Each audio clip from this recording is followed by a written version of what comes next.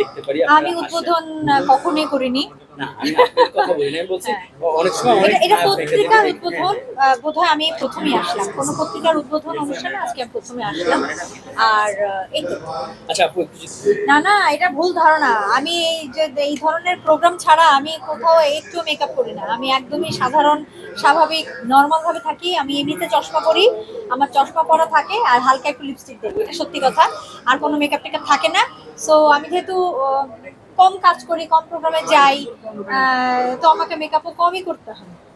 আলহামদুলিল্লাহ আমার তো হয়নি। আমার হয়তো এই জন্যই হয়নি যে আমি হয়তো শুটিং ছাড়া মেকআপ করি না, অথবা ভালো প্রোডাক্ট ইউজ করলে আসলে হয় না। আর একটা ব্যাপার খুব ইম্পর্টেন্ট, মেকআপ তুলে ফেলাটা। যখনই শুটিং শেষে বা প্রোগ্রাম শেষে বাসায় যাই বা আগে যেতাম, একদম সম্পূর্ণভাবে মেকআপ তুলতে হয়। ক্লিন থাকলে আসলে স্কিনের প্রবলেম হয় না। আচ্ছা দুটোই হয় বাবু, দুটোই হয়। বিভিন্ন কাজেও যাওয়া হয়, কাজে গেলে তখন ঘোরা হয়, অথবা ঘুরতে গেলে কাজ করে আসা হয়, দুটোই হয়। সত্যি এটাও একটা আলাপ। হ্যাঁ, চুল ঠিক করার সময় একটু প্রবলেম হচ্ছে, কিন্তু এটা তো ইউজ টু। আমরা মানে জুয়েলারি পরে বা অর্নামেন্টস পরে বা ভারী ভারী কাপড় চোপড় পরে, এটা তো মানে পার্ট অফ আওয়ার প্রফেশন। সেটা ক্যারি করতেই আমার। আর আজকাল আমার মনে হয় সবাই পরে, সবাই পরে, সবাই পরে, সবাই ক্যারি করতে পারে।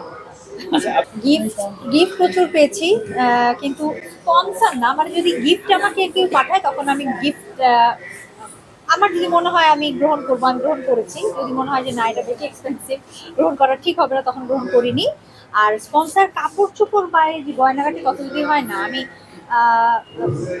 অনেকেই তো অফার করে, কিন্তু আসলে এখন পর্যন্ত গ্রহণ করা হয়নি। জানি না ইন ফিউচার করবো। স্মৃতি আছে একদম। ধরো টিনেজ লাইফ থেকেই গিফট আসা, গিফট দেওয়া বা প্রপোজাল এগুলো তো ছিল। আর যখন একদম ধরো পরিচিত হয়ে গেলাম অনেকের কাছে, তখন আরো এটা বেড়ে গেছে।